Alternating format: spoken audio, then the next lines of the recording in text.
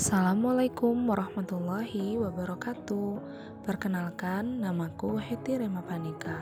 Aku peserta Latsar CPNS 2021, gelombang 3, angkatan 2, kelompok 2, Kabupaten Bengkulu Tengah. Di bawah Badan Pengembangan Sumber Daya Manusia Provinsi Bengkulu. Dalam video kali ini, aku akan membahas materi tentang anti korupsi dan implementasi nilai-nilai dasar anti korupsi berdasarkan tugas pokok dan fungsi aku sebagai ASN. Apa sih korupsi itu? Korupsi berasal dari bahasa Latin corruptio atau corruptus. Secara harfiah, arti kata korupsi berarti kebusukan, keburukan, kebejatan, ketidakjujuran, dapat disuap, tidak bermoral, penyimpangan dari kesucian.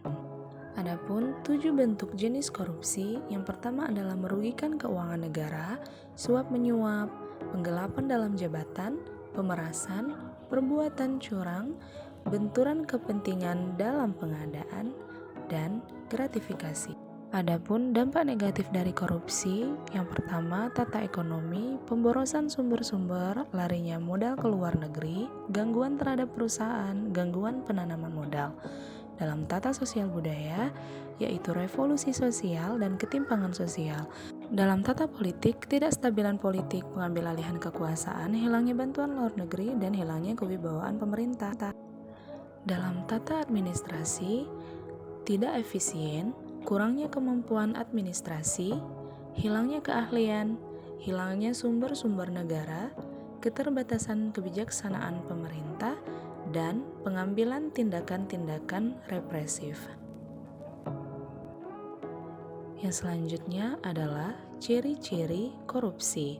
Yang pertama, dilakukan oleh lebih dari satu orang, merahasiakan motif atau ada keuntungan yang diraih, berhubungan dengan kekuasaan atau kewenangan tertentu, berlindung di balik pembenaran hukum, melanggar kaedah kejujuran dan norma hukum, dan yang terakhir, mengkhianati kepercayaan.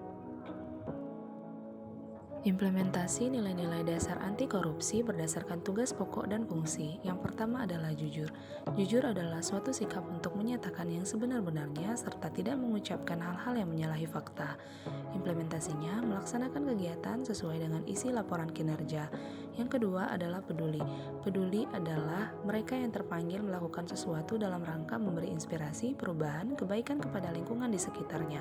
Contohnya, menjaga lingkungan kerja agar tetap bersih dan sehat. Nilai selanjutnya adalah nilai mandiri. Mandiri adalah suatu sikap yang tidak menggantungkan keputusan kepada orang lain dalam menyelesaikan suatu tugas dan permasalahan. Implementasinya membuat dan menyelesaikan laporan kegiatan setiap bulan secara mandiri.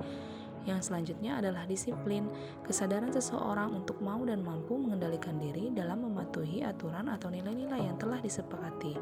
Implementasinya datang dan pulang tepat waktu, mematuhi tata tertib dalam instansi. Selanjutnya adalah tanggung jawab, memberikan pelayanan sesuai prosedur sepenuh hati demi kesehatan dan keselamatan pasien. Yang selanjutnya adalah kerja keras, di mana mempunyai semangat yang berkobar serta memiliki kemauan dan kemampuan untuk mencapai target. Implementasinya untuk meningkatkan jumlah kunjungan pasien fisioterapi, bekerja keras dengan cara melakukan sosialisasi langsung kepada masyarakat dengan semangat dan tanpa mengeluh. Selanjutnya adalah sederhana, adalah kebiasaan seseorang untuk berperilaku sesuai kebutuhan dan kemampuannya. Implementasinya mengenakan seragam dan atribut sesuai dengan aturan yang berlaku dan tidak berlebihan. Nilai lainnya adalah berani, mempunyai hati yang mantap dan rasa percaya diri yang besar dalam menghadapi bahaya dan kesulitan. Implementasinya tidak menerima uang atau hadiah dalam bentuk apapun agar mendahulukan seorang pasien dari pasien lain yang sudah dahulu mengantri.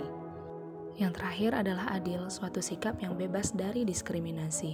Implementasinya tidak membeda-bedakan pasien baik dari agama, suku, ras, maupun dari status sosialnya. Demikianlah materi tentang anti korupsi dan implementasinya. Semoga bermanfaat. Terima kasih.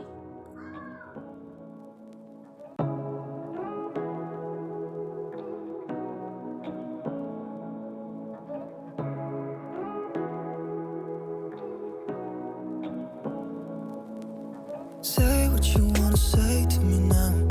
I wanna wake up with you in the morning. Show